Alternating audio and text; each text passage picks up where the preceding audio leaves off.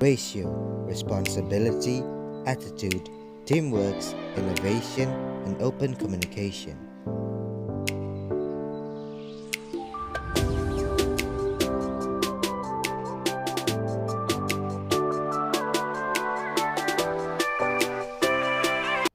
Halo rekan-rekan profesional dan para calon QS, calon CM atau PM.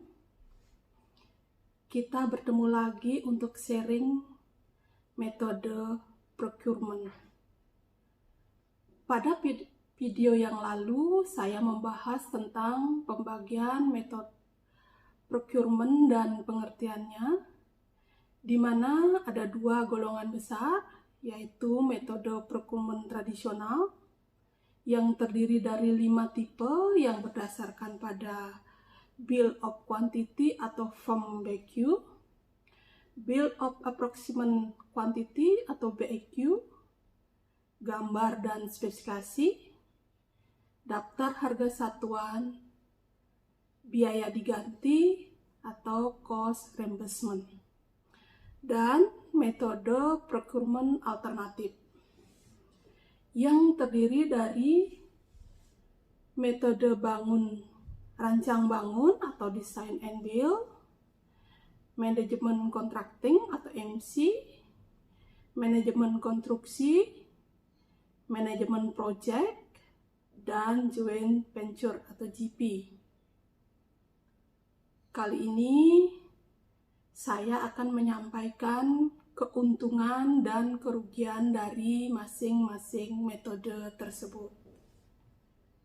Pertama, keuntungan sistem procurement berdasarkan Bill of Quantity atau FOMBQ, yaitu nilai kontrak pasti. Pemberi dan kontraktor mengetahui besarnya biaya akhir dari kontrak atau kesepakatan mereka. Harga satuannya dapat digunakan untuk pekerjaan variasi atau pekerjaan tambah kurang. Perincian harga kontrak dapat dilihat atau tersedia dengan detail dalam BQ. Ini sangat memudahkan dalam pelaksanaan konstruksi nantinya.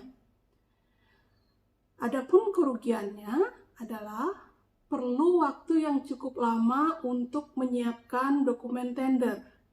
Di sini ada kejelasan fase antara fase desain, fase penyiapan tender dokumen, dan fase pelaksanaan. Berikutnya kerugiannya yaitu sulit menentukan pekerjaan variasi karena harus mengikuti prosedur. Dalam metode ini, untuk merubah suatu karakter atau item ataupun kondisi pekerjaan harus membandingkannya terlebih dahulu dengan kondisi pada saat kontrak.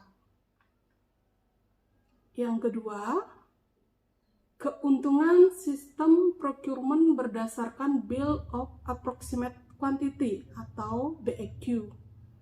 Antara lain, pelaksanaan pekerjaan dapat dilakukan lebih awal. Berbeda dengan sistem procurement yang berdasarkan FOMBQ tadi, karena BQ seperti yang kita ketahui tidak dibuat secara detail. Biaya atau pengeluaran ekstra untuk persiapan BQ dapat dikurangi. Mungkin konsultan QS, scope of work-nya bisa lebih sederhana. Adapun kerugiannya dari sistem ini adalah tidak ada nilai awal yang pasti bagi pemberi tugas di awal proyek, karena kontraknya itu nanti volumenya yang dihitung sesuai pelaksanaan di lapangan. Berikutnya, hasil perencanaan kurang detail, karena perencana merasa kurang berkewajiban terhadap gambar. Yang ketiga, keuntungan sistem procurement berdasarkan gambar dan spesifikasi. yaitu waktu mempersiapkan BQ dapat dihilangkan. Hal ini tentu juga biaya untuk konsultan QS bisa dinolkan. Kedua, masing-masing pihak dapat mengetahui nilai akhir kontrak dan kejelasan dari kesepakatan mereka. Sedangkan kerugiannya dari sistem procurement berdasarkan gambar dan spesifikasi, yaitu tidak ada perincian harga kontrak. Sehingga jika terjadi variasi, sulit untuk menentukan nilai variasi pekerjaan tersebut. Perhitungan die work jika ada tagihan akan sulit, walaupun kontraktor sudah memasukkan persentase tambahannya untuk keuntungan dan overhead. Yang keempat, dari metode procurement tradisional, yaitu keuntungan sistem procurement berdasarkan kepada daftar harga satuan. Antara lain, untuk para penawar yang biasa menggunakan cara ini akan mudah menentukan persentase kenaikan dan turunnya harga satuan tersebut, karena ini berdasarkan pengalaman dari si kandidat atau calon kontraktor. Berikutnya, penawar diberikan gambaran atau suatu pekerjaan dan dibatasi oleh pokok-pokok pekerjaan. Ini ditentukan di awal. Berikutnya, keuntungan berikutnya yaitu waktu menyiapkan dokumen tender dapat dikurangi, sehingga pelaksanaan pekerjaan dapat dilakukan lebih awal. Namun, beberapa kerugian juga dapat terjadi dengan sistem ini. 1. Sangat sulit untuk memperkirakan atau membandingkan penawaran. QS harus mempertimbangkan adanya pengaruh dari variabel-variabel atas harga satuan sebelum memilih penawaran terbaik. 2. Masing-masing pihak tidak mengetahui besarnya harga akhir dari proyek tersebut.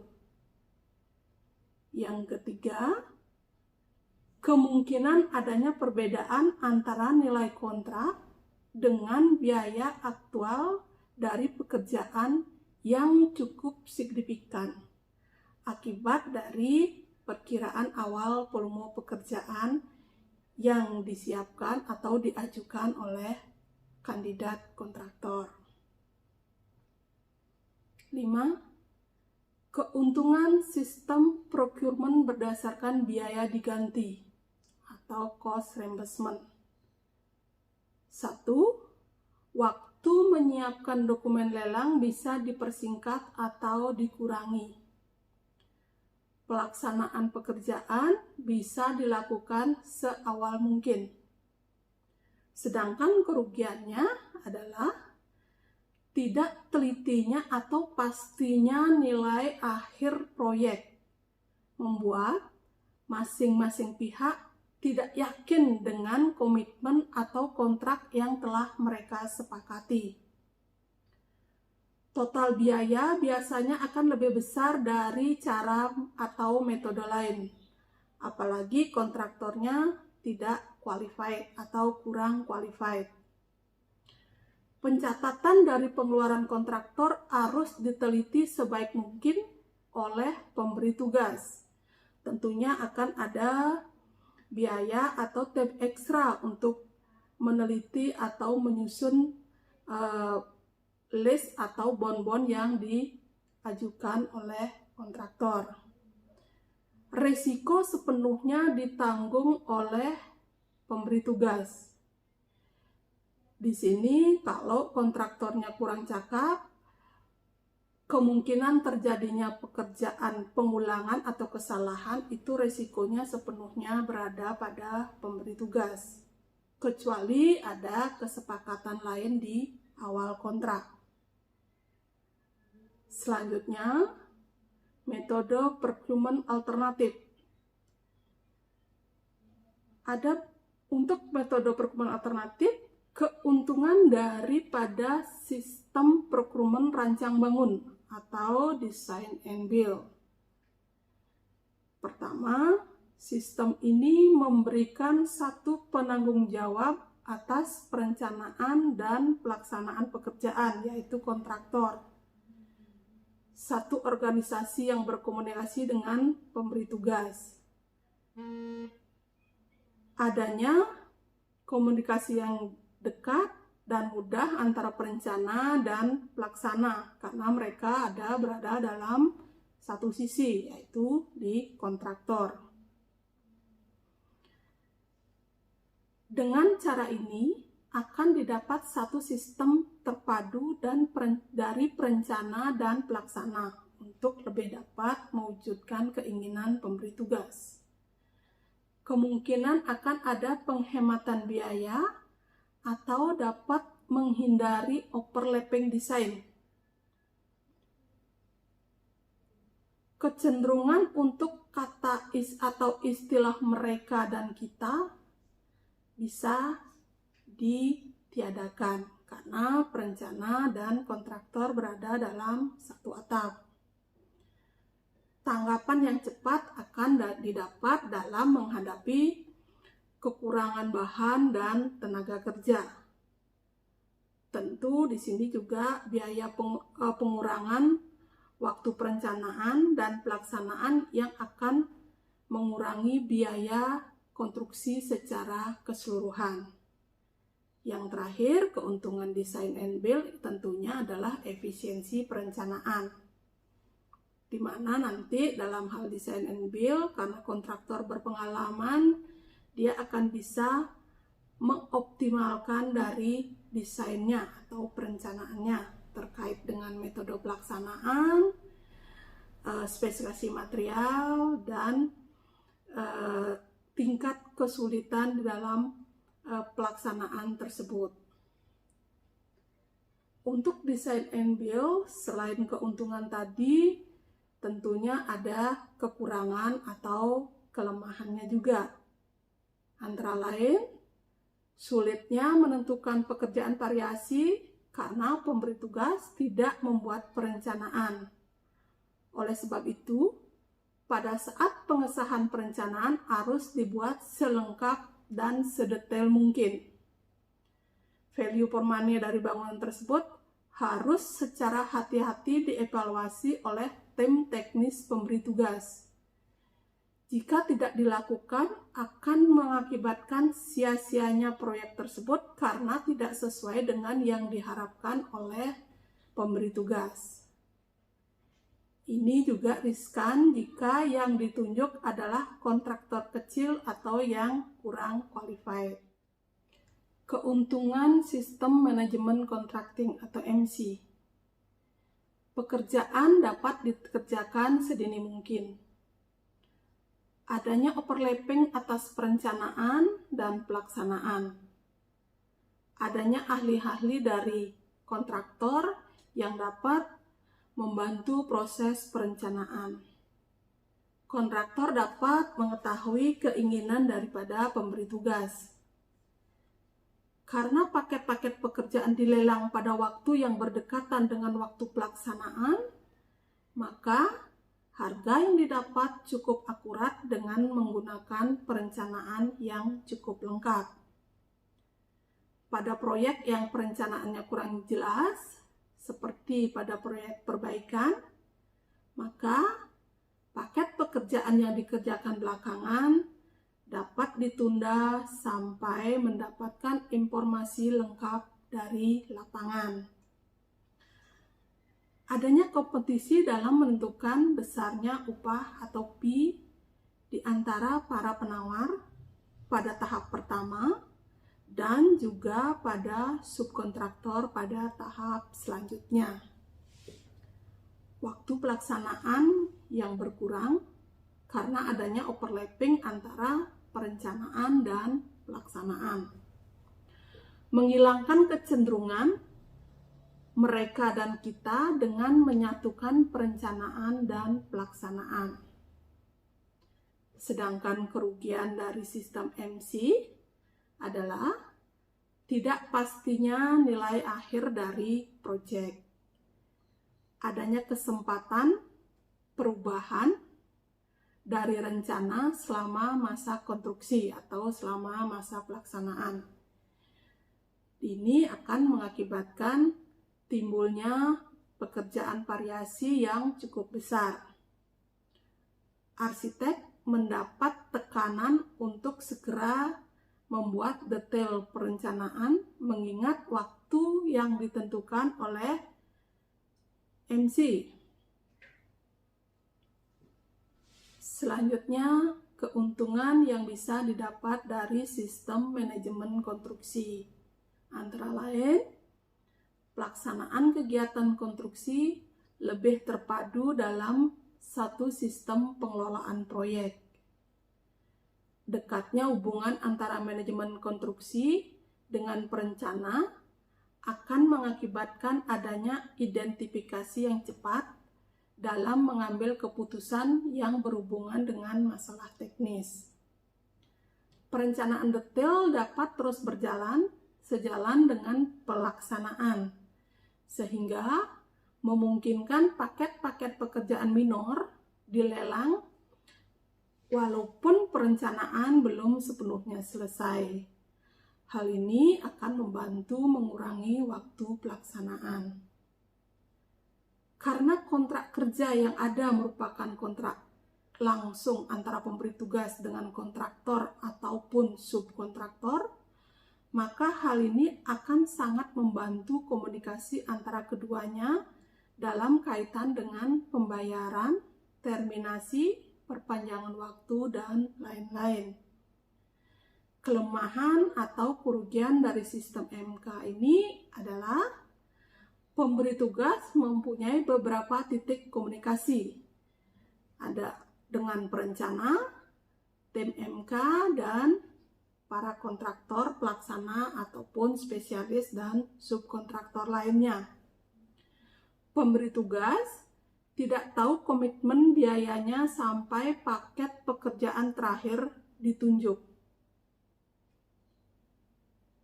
Berikutnya, keuntungan sistem manajemen proyek atau PM, di mana PM sebagai seorang profesional akan lebih mudah menjabarkan dan memenuhi keinginan dari pemberi tugas. PM dapat memimpin para perencana untuk membuat perencanaan seefisien mungkin. Pemberi tugas tidak perlu menunjuk pembantunya untuk mewakilkannya dalam proyek tersebut, karena kemungkinan orang di dalam lingkungan pemberi tugas kurang cakap atau kurang mampu. Manajemen terpisah antara perencanaan dan pelaksanaan, sehingga perencana lebih leluasa dalam membuat perencanaannya. Koordinasi yang terpadu dari perencana karena dikoordinir oleh seorang PM profesional. Penghematan waktu pelaksanaan yang akan membuat pengurangan biaya konstruksi. Cara ini atau metode PM ini memungkinkan mempergunakan beberapa metode procurement. Selanjutnya, kerugian dari sistem PM ini adalah pemisahan antara perencana dan kontraktor akan mengakibatkan adanya kecenderungan mereka dan kita yang akan mengurangi keterpaduan pelaksanaan proyek. Pemberi tugas harus membayar ekstra untuk PM profesional. Tetapi, jika ditinjau dari hasil yang akan didapat, hal ini akan tetap menguntungkan pemberi tugas. Yang terakhir, keuntungan dari sistem joint venture atau GP. Antara lain, kombinasi sumber daya dari masing-masing pihak yang berpartisipasi akan membentuk satu nilai ekonomi yang besar. karena penggunaan tenaga kerja, perencana, dan peralatan spesialis. Adanya tingkat keseragaman tindakan yang benar dari masing-masing pihak dalam GP. Jalur komunikasi antara pemberi tugas, perencana, dan kontraktor lebih singkat dan efektif. Peningkatan integrasi kerja dan pengerjaan akan mengakibatkan berkurangnya waktu pelaksanaan. Di sini dari segi kualitas dan waktu mungkin bisa diefisienkan. Adapun kelemahan dan kerugian yang akan terjadi adalah jika salah satu anggota GP mengundurkan diri, maka pihak lainnya harus menanggung semua konsekuensi kontrak untuk menyelesaikan pekerjaan. Rekening bank tersendiri harus disiapkan oleh masing-masing pihak di dalam GP. Polis asuransi yang terpisah harus digabungkan menjadi atas nama GP untuk keperluan usulan proyek.